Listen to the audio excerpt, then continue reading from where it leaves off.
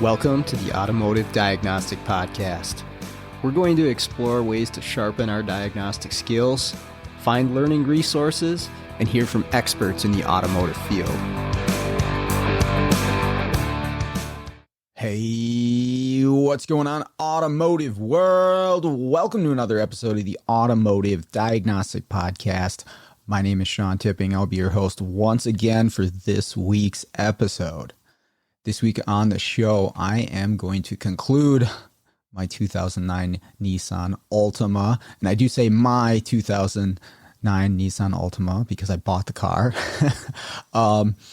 Just to recap for everyone, if you want to listen to episode 190, Replaced with Known Good Part, in that episode, I describe where I'm at up until this point. So if you want to listen to episode 190, you can get the full story and my perspective on the vehicle up until that point, which was roughly about a month ago or so. But I will do a quick recap here as well, so everybody listening at least has an idea of where we're at with this vehicle and the challenge that I was up against with this thing.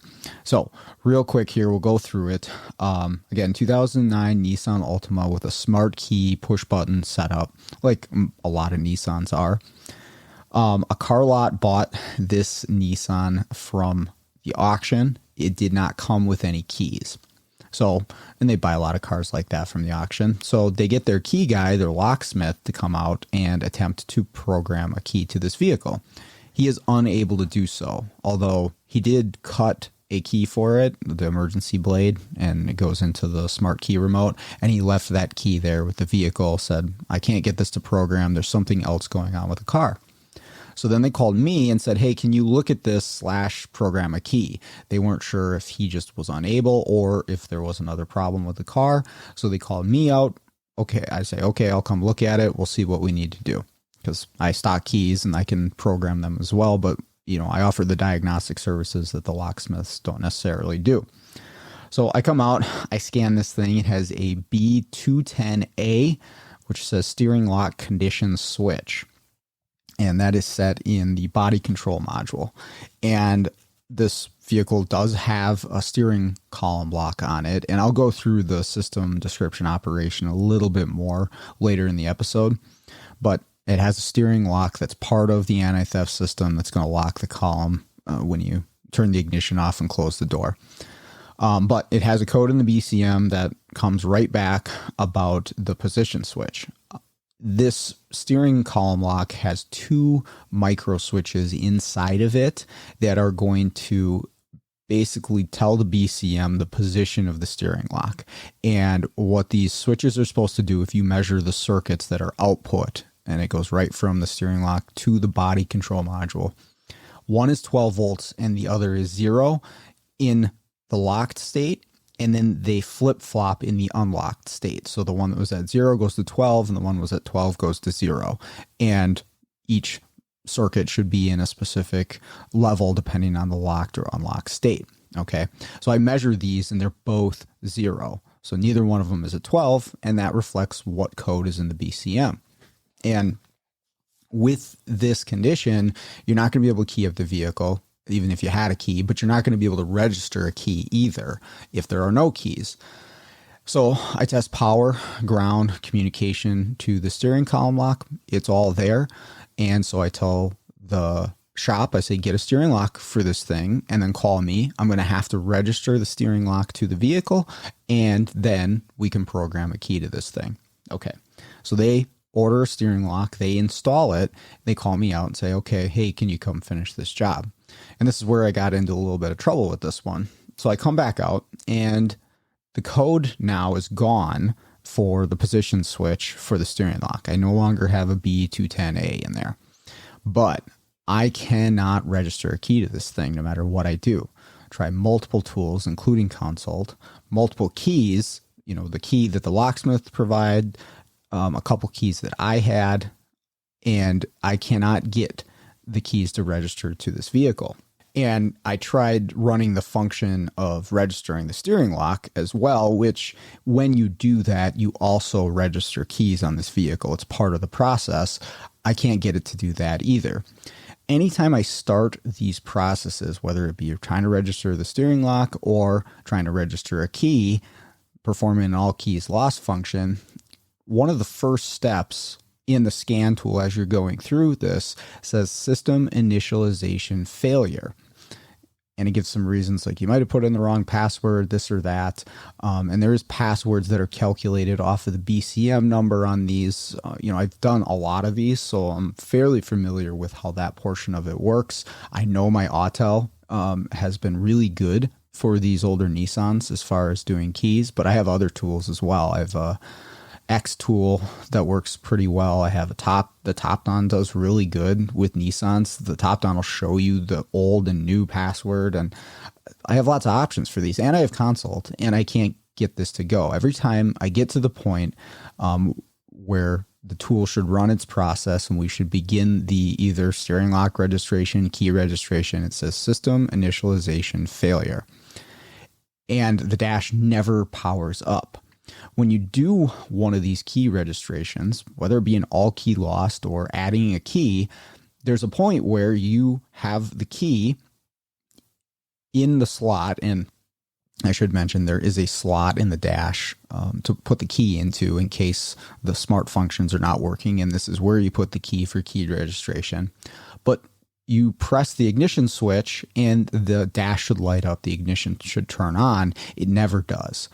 And that's the step after where it says system initialization failure. You should be able to move on. You should be able to turn on the ignition. Well, I can't do that. I can't get it to go no matter what I'm doing. Now, I did check for codes at this point, and the only code that I have now is a B2191 difference of key.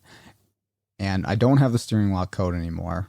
And the only code that I have setting, now granted, the car's not turning on, so I can't talk to every module, but the body control module is the one I'm focused on. You can look at the IPDM as well, but the body control module is really my guy here because the body control module turns on the ignition relay.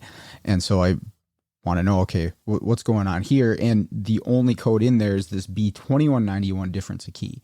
And I read up on this code and it basically says, hey, register the key. The key you're trying to use is not registered to the vehicle. And I know that. It's a new key. It's obviously not registered. But I don't have any codes about a steering lock. Just this difference of key code. And I even tried plugging in the old steering lock because it was just laying there. I get the B210A back, but not with the new one that's bolted up in there. So I messed around with it for a while. I measured a bunch of things. I'll go over a few of the things that I actually tested here in a little bit, but I was not able to find a reason for why it wasn't working in the moment. Now, part of the episode that I had, episode 190, was kind of at a point where I'm like, man, I'm kind of out of tests to be able to pinpoint something. I kind of need a good part to try on this thing to see what would happen. But I did tell the shop, I was like, hey, I'm going to go do some research because I've been here for over an hour. I'm not making any progress. I've got to step away for a bit, do some reading and see, I'll come back with a good, process, or maybe I'll find something in reading that says, yeah, just let's do this part and try this and see where this goes. But I talked to them about that and they ended up saying, hey, we didn't pay much for this vehicle. It's kind of a junky Altima. It's actually pretty funny. All four corners have some sort of dent or damage to them, which fits the stereotypical Altima driver pretty well. But they're like, yeah, we didn't pay very much for this thing. It's an '09 Altima. We're just going to cut our losses on it. We're happy that you're trying to help us, but we're not willing to invest the money into this car that's going to cost to pay you to get it going, because it sounds like it's going to be a problem vehicle. So we're just going to scrap the car. And I said, okay. And at this point, I really did want to kind of figure this car out. And so I was like, well, if you're going to scrap it, how much money do you want for it? And they only wanted $700 for it. That covered, their cost of the vehicle. And I was like, all right, I'll buy it. So I bought the car, and got it to my house and now to fix it. So that's where I'm at with this thing. And I did fix it, did figure out what was going on. It's pretty interesting. And that's why I'm making the conclusion in this episode. Now, first off, before we get going into this, I want to thank a few people. A number of people reached out to me, but specifically John Cunningham and Andrew Noflasek. I'm hoping I'm saying your last name correctly, on Facebook, and then James Miller over email. They all reached out to me with some really good information, and I really appreciate you taking the time to do that. All that stuff was helpful. And I really appreciate it. So thank you for that. Before we get into the testing and stuff, I do want to do a brief system overview of the smart key system, just so everybody's on the same page. If you're familiar with Nissans, you probably know all this, but maybe you're not. Maybe you don't work on these very often. And I'd like everybody to know the components involved and their function before we get going here. So this is a smart key system. Nissan calls it intelligent key. You have the key in your pocket, your purse, whatever, when you get into the vehicle. And when you press the start button on the dash, that button triggers the BCM to trigger the interior antennas to reach out to the key with an RF signal. The key is going to respond with its own RF signal to the keyless entry receiver, which will then send a signal to the body control module with information about the key. So basically the key has requested, the BCM has requested, hey, key, are you there? And what's your ID? And then it responds with that to the keyless entry receiver. It gives the info to the body control module. If the body control module decides that, okay, yes, this key is registered, it will send a signal to two different places, one to the IPDM to supply power to the steering column lock. And it will also send a signal, and this isn't outlined in service information, but I did find it to be true through testing. It sends a signal on a data line that goes straight to the steering column lock for the steering column lock to unlock, to release the steering column. All right, so the steering column lock is part of the anti-theft system. And again, the IPDM will power up the steering lock, and I did have power on that circuit. But there's also a data line with a message to the steering lock to say, hey, unlock. And that's a command from the BCM to the steering column lock. Now, once the steering column lock has unlocked, the confirmation is sent to the BCM, and then the BCM proceeds with turning on the ignition relays, and then you can start the vehicle. That's the basic overview. The one other component that's in there is the slot in the dash. It's on the left-hand side. You stick the smart key in there. So if the battery in the key is dead or there's something wrong with the antennas in the vehicle, you can read the key ID with this slot. And then this slot, which is actually a little module, sends information over a data line to the BCM about the key. So basically it's a backup way to read the key, but the slot is also how we register keys. When we're adding keys or we're doing an all keys lost, you have to put the key into the slot for the BCM to read it. So that's our basic overview. And the note in there that I would take away is if the steering lock does not unlock, you're not able to proceed with turning on the ignition, which I assumed was our original issue. The codes that were in there for the position switches in the steering lock, which are two separate circuits from the data line. If that's unable to unlock or confirm the unlock position, even if you have the right key, you're not going to be able to turn on the ignition. Now, we don't have the right key. We don't have a key that's been registered to this vehicle, but we're also a bit unsure of the steering lock. Now, I will say this. The steering lock that was in the vehicle that they had installed, it was in the unlocked state. So that means I could turn the steering wheel physically without it locking, and the data PIDs in the BCM reflected an unlocked state for the steering column. Okay. And that was one thing that some people had mentioned to me is you will not be able to proceed with any key registration if the column lock is locked, if it hasn't been moved to the unlocked position. But again, I can turn the wheel and it shows in the data PIDs that it's in the unlocked position. So as far as I'm concerned at this point, the steering column lock is unlocked. We should be able to move forward with what we're trying to do here.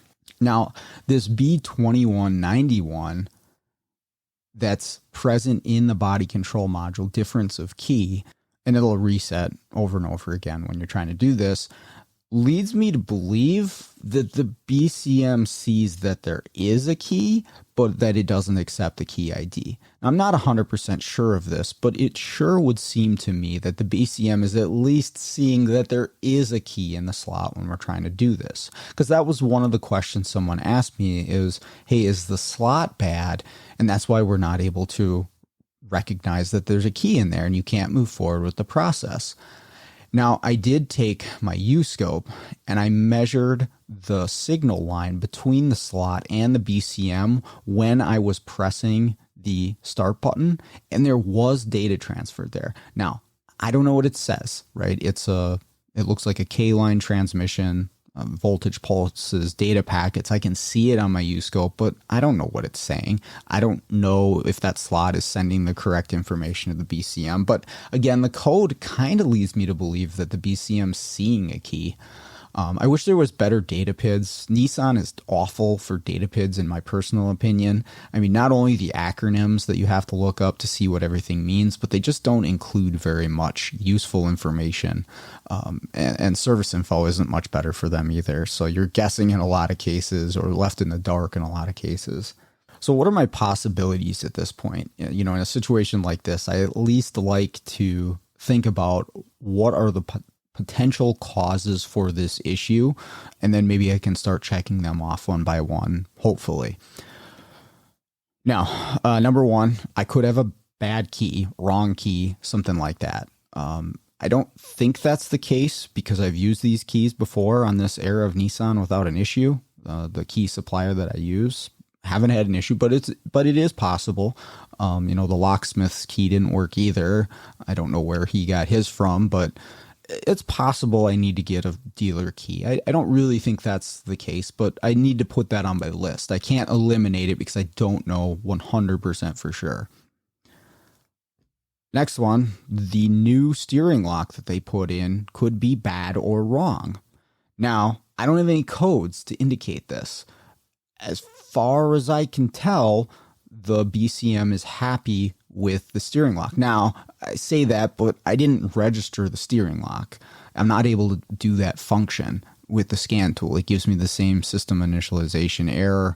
It won't let me register the steering lock. But I have no codes indicating that there's anything wrong with the steering lock or that the BCM is unhappy with the steering lock. And there is a code possible in the BCM that sets for an issue with the steering lock. And I think it's something like order of discord BCM steering lock or something like that. I've seen that before when you have a used one in there. It'll set a code saying, hey, I don't like this steering lock. That's not there. So I don't really have a reason to say that this steering lock's bad, but it's possible. And I have to consider that their new part is bad. Could be a bad slot. And so what I mean by that is where you put the key, even though I see data transfer, it's got its power and ground. Maybe the information that it's sending to the BCM is incorrect, and the BCM can't recognize that there is a key in there or can't register the key that's in there because of the slot's function. I don't know how I'm going to prove that without replacing a part, but that's possible as well. It could be a bad BCM. Maybe everything going to the BCM is correct, but something is wrong with the body control module itself, and it's not accepting what it's supposed to accept. That's a possibility as well. Again, going to be tough to prove without replacing a part, but it's possible. And the last thing would be a wiring issue with any of the components that I measured. The steering lock, the slot, the body control module. Now, that being said, I did as much testing as I could.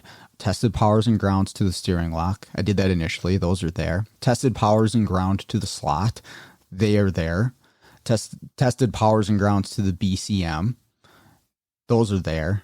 I even tried jumping power to the ignition circuits to wake everything up and try this, and that didn't work either. Just in case like the BCM wasn't able to turn on the ignition. That didn't work.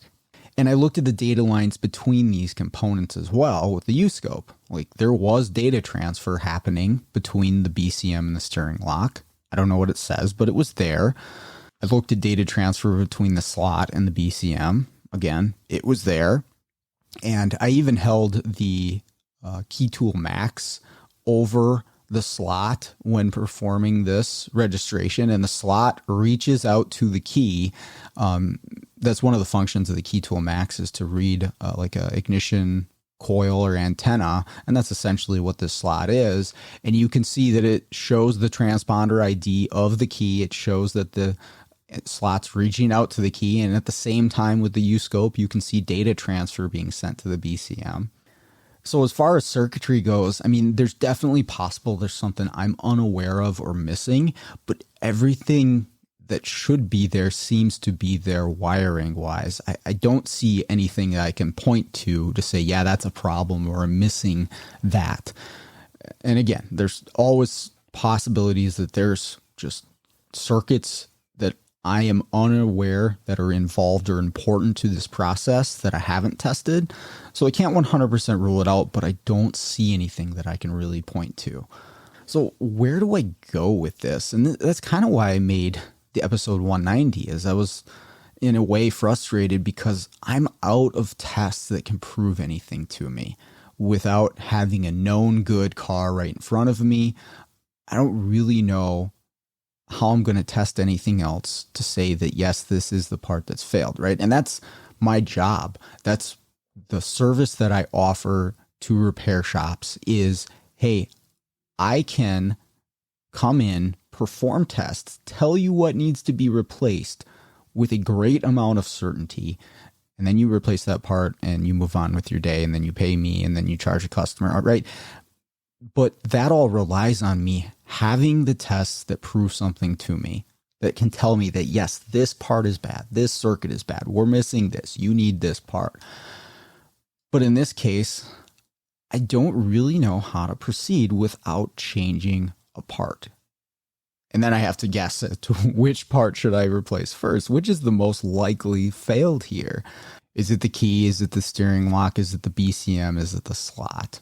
So what I decided to do here, before I ordered any parts or spent any money on this thing, I decided I want to take the original steering lock, because they left that in the vehicle, the one that was setting the position sensor codes. And I just want to see, hey, there's probably switches inside of this thing. You know, they weren't reading correctly. Maybe I can take this apart, fix those switches, and then get the original steering lock back in this thing.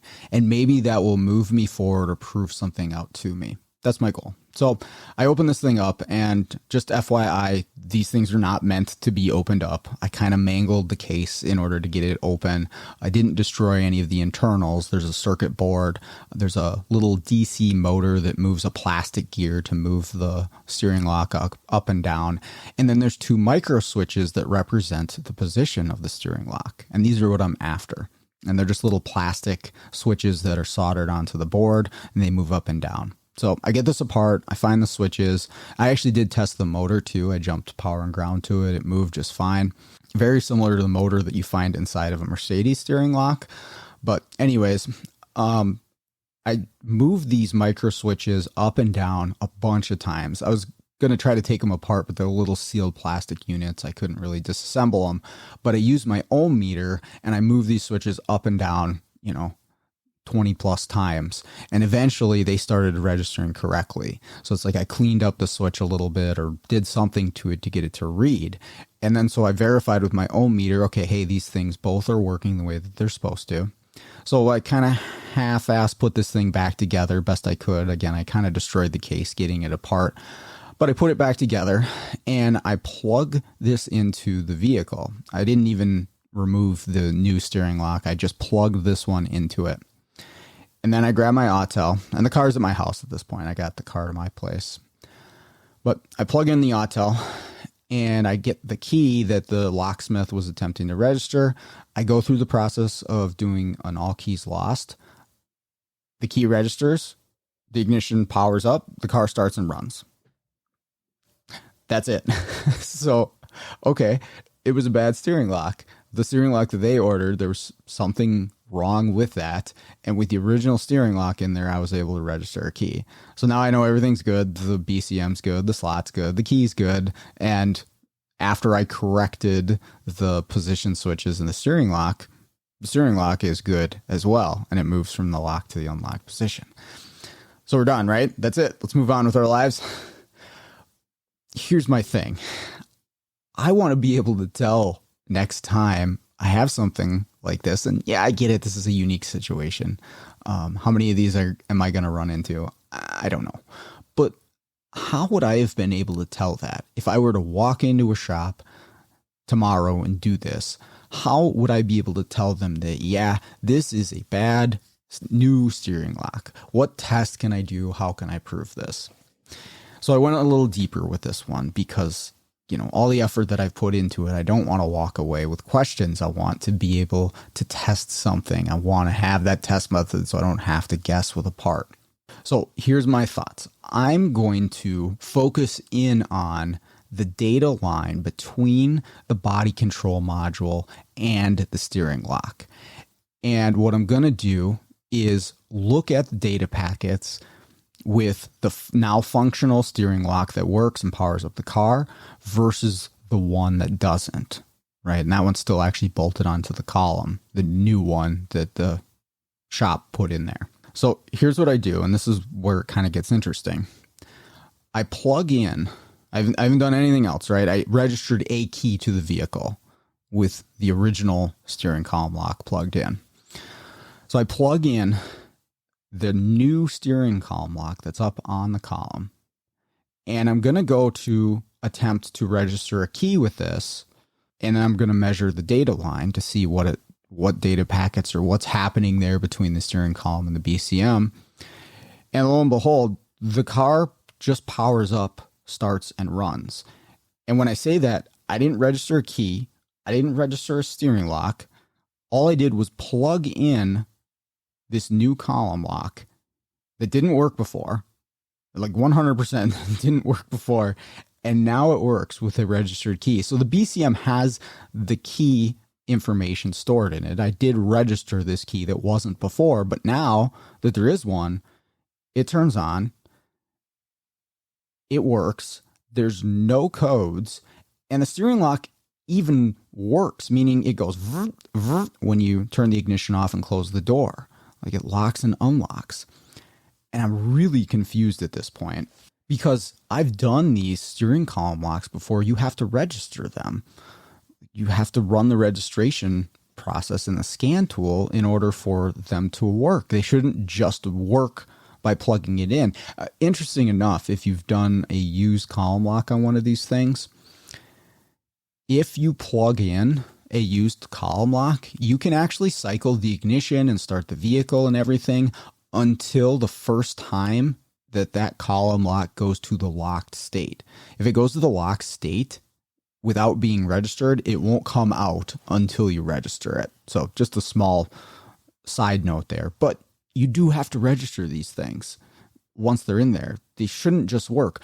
And also, why the heck did this vehicle not work at all? And now all of a sudden with the key that's registered, now it's just fine. Like, and the steering lock's moving, locked, unlocked, it's doing its thing, no codes, everybody's happy. I'm like, what the heck? This doesn't make a whole lot of sense. Something is not adding up here. So it got me thinking about this steering column lock, and I've done some work with some Mercedes stuff, and so my thought at the time was like, maybe this isn't a real steering lock. Maybe this is an emulator. And what I mean by emulator is it takes the place of a steering lock, but it does not actually have a locking function. Now, these steering lock emulators will make a noise. They're built to make a little noise where it goes, and it sounds like the steering lock is moving, but it's not actually doing anything. So I get this thing into the locked state, right? I turn off the ignition, I close the door, you hear it go into the locked state, and I try turning the wheel. I can rotate the wheel It is not locked. Even though in the scan tool data it says that it's locked, it's not. So this thing that's in there has to be an emulator. And it's shaped and it's built and it looks like a steering lock. It bolts up right into the same place, but it's not actually performing any lock function. So I unbolt this thing, and these have little bolts that break off the hex head. They're like an anti-tamper bolt, but luckily the shop didn't actually snap them off. So I take this thing out to verify, yeah, there's no locking mechanism in this thing. It goes into place, but it's not actually doing anything. So it's got a big casing around it. This one was a little easier to get off. So I take this thing apart just to see what's in there. And it's a electric motor and a plastic assembly that moves, makes the noise of the steering column lock, and actually has little micro switches inside of it to simulate the switches that are in the original lock. So it's satisfying what the BCM wants to see for the locked unlocked state, but it's not actually doing anything. But my question again is like, okay, well, would this still need to be registered? I've never put an emulator in one of these things, so I don't really know how it works. I tried to find like a tag or a sticker on the emulator, and I'll put a picture of it in the Facebook group, but there was no part numbers. There was no tag on it. I had to do some reading online, some searching to see, okay, can I find a steering lock emulator that looks like this online? And there's a ton of them out there. Some of them look very different from the one that I had. Some of them don't necessarily bolt up into place. They're just a box that plugs in. This one actually bolts into place. And I found a few of these that say they are plug and play. And so it's like a DIY repair for a steering lock issue is you plug this thing in and you do no programming. It just sends the message out onto the data line between the column lock and the BCM that satisfies the BCM. And that's it. You're done. You don't have to worry about a steering lock. You don't have to program anything. You're on your way. That's what's advertised. Now, I don't know that I found the exact website that sold this particular one because there's a lot of options out there and a lot of them look the same. There's even ones that are actual locks that look identical to the one that I had. So like the physical outside of the unit, I don't know that you'd necessarily be able to say one way or another unless you took it apart and looked at it. So this thing sends a message out to satisfy the BCM if you have a registered key. And I think where the issue was here that we didn't have a registered key for this vehicle when it showed up, right? It was from the auction, it didn't have any keys. And we have this steering lock emulator in there, and we're not able to register any keys. Now, again, doing a little bit of testing, I messed around with the original lock and this emulator. When I begin either the key registration process or the steering column lock registration process, but particularly the key registration process, one of the first steps where you enter the password and the tool communicates with the vehicle, the BCM will send a signal out to the steering column lock. And I did this with the original lock that functioned. And at that point, the column lock will attempt to unlock regardless of its initial state, right? So if it's locked, it'll unlock. If it's unlocked, you'll still hear it attempt to unlock. And it also sends a data packet to the BCM at this point to say, yep, I'm unlocked. And then you're successfully able to proceed with a scan tool procedure of adding a key. And the dash will power up and you can add your key and you're good to go there. But the steering lock emulator does not do this, right? It has the capability of making a noise to go locked to unlocked. It doesn't make any noise at this point. And there's data packets that are transferred at this point, but they are different. Again, I don't know what they're saying, but my guess is that this thing is not able to send the confirmation in this state that, yeah, hey, I'm unlocked. Let's register some keys. However, the processor was constructed on the board of this thing, it wasn't set up for that. All it was set up for was to satisfy the BCM, make it happy when you have a registered key already present for the vehicle, right? So if the steering lock was your only issue and you had a key and you bolted this thing up, you'd be good to go until you wanted to add a key or you lost all your keys. And then this thing shows up at a shop and the customer's like, yeah, I lost my key. Can you add one? Or here, I bought a key. Can you add it? And you're not able to do it, right? You wouldn't be able to. I even tried adding a key when I had a functional one with the emulator in place, and it wouldn't let me do it. It's missing whatever it needs to satisfy the BCM in that specific point of key registration. It's just not set up for that. And so you get this car, let's say they installed this thing 2 years ago. It's been working just fine, no issues. But then they lose their keys. You get it in the door. You can't register a key. And the customer's like, well, it worked fine before I lost my keys. And you're wondering what the heck's going on with this thing. And you don't have any codes to indicate that there's an issue with the steering lock. Nothing, right? That would be a really crappy position to be in. You're going to second guess yourself. I mean, just like I was here. So the final question was, how do I tell the next time, or how do I identify this if I'm in this situation again? Which, yeah, I know this is a real specific car, and you're probably like, I'm not ever going to see one of these stupid Nissan Altimas with an emulator in it, but I don't know. Maybe you will. And if you will, I hope this episode helps you out. Here's what you want to look for. Again, when attempting to do the key registration on one of these, in that initial step with the scan tool, registering the key, you will hear that column lock attempt to unlock or actually unlock. It'll make a noise. With the emulator, that didn't happen, right? And again, it does have the capability of going when you are in a normal state with a registered key, but it wouldn't do it in that state. Again, because I don't think it's set up to respond to the BCM in that specific circumstance. So if I'm in that situation again, I'm going to be listening to see, did the column lock make a noise at that point? And if it doesn't, okay, now I need to look to see, is this thing an emulator? Is it correct for the vehicle? And move forward that way. All right, so final thoughts on this. Bad new parts suck. We get those a lot. It is one of the most frustrating things that we deal with as diagnostic and automotive technicians. Is you make a call, you do your due diligence. And I mean, I was right with this one. The steering column lock was bad, but the part that they got obviously did not work correctly, but it makes you second guess all of your test methods. And it can be really, really challenging. So hopefully you can commiserate with me in that respect. But here's the lesson to myself. And I know I've said this before, but I need to ask more questions. I got to really drill these people. Where'd you get that steering lock from? Where did that come from? And I don't even know if they knew that it was an emulator. I'm sure they just hopped online, found the first thing on Google and ordered it up. It's this kind of shop. So I'm pretty certain that that is the way that it went. But maybe next time I got to say, hey, where'd you get that from? Do you have the receipt? Do you have the site where you got it from?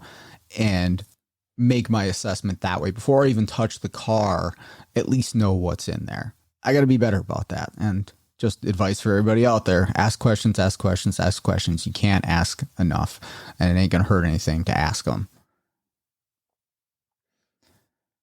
Next point is, if you have a challenging issue like this, I encourage everybody to at least once really dive deep into it like I did here. No, don't go buy a car just because you want to fix it. I understand that's kind of ridiculous. I'm going to flip this thing and hopefully make a couple bucks off of it. And it made a good case study. But here's the deal. I learned more about this system than I would have ever known before, right? And what's the incentive to sit down and really, really study this steering column lock system? Otherwise, there isn't much of one. And I mean, again, Nissan service info kind of sucks. I don't think I would have learned nearly as much just reading service info as opposed to having the car in front of me and testing all these things. But it became somewhat of a necessity because I wanted to get the car fixed. And so I learned a ton. So the next time I'm hopping one of these things, I'm going to know all of the components like the back of my hand, no issues, and know exactly where to go and what to test and what to look for. And so in that way, it's a major advantage to me the next time I see any problem with this system, really. I'm going to be able to I've got my head wrapped around it already, and I have records of everything that I've done. And so it is worthwhile in that case. So again, I just encourage everybody to, hey, you get a really challenging problem, don't skip on it, don't move past it. Take some time and really dive deep into it. I think it's worth it just to experience that, and then you can make the decision in the future whether you want to do that again, on another particular vehicle. Is it worthwhile to figure this one out or not? In some cases, I understand that it's definitely not. Final thing, I did find that there is a recall on these Nissan Altimas for the steering column lock. Nissan will replace them for free. And in the document for the recall, one of the notes says after replacement of the steering column lock with the new one, the column will not actually lock. It says the new unit does not have the capability to lock the column. And I didn't see this until after all was said and done. I was doing my research for this episode, and I read that. I was like, that's interesting. So is Nissan using a type of emulator as well? Is it something like what I have in here? Are you going to see that out there? That's definitely possible. I'm actually thinking this week I might call and see, hey, will you guys do this recall for me? Because I still have to fix the column lock on this thing, and either I'll get a used one or I'll see if Nissan will do it, and I'll be curious to see what they install and how it matches up versus the old and the new column lock. And is that an emulator as well? I'm not really sure on that, but I thought that was interesting that I read that in the notes about the recall. I know there's a couple Nissan techs that reached out to me, so maybe they can fill me in on that as well. All right, so I'm sorry I yammered on about a stupid 2009 Nissan Altima steering column lock for 45 minutes, but I hope you found that interesting. And we did get to the conclusion. But I'd like to thank everybody out there for listening to the show, all the feedback, and again, thank you for the advice on this one and getting to the solution. With that all out of the way, let's get out there, start fixing the world, one car at a time.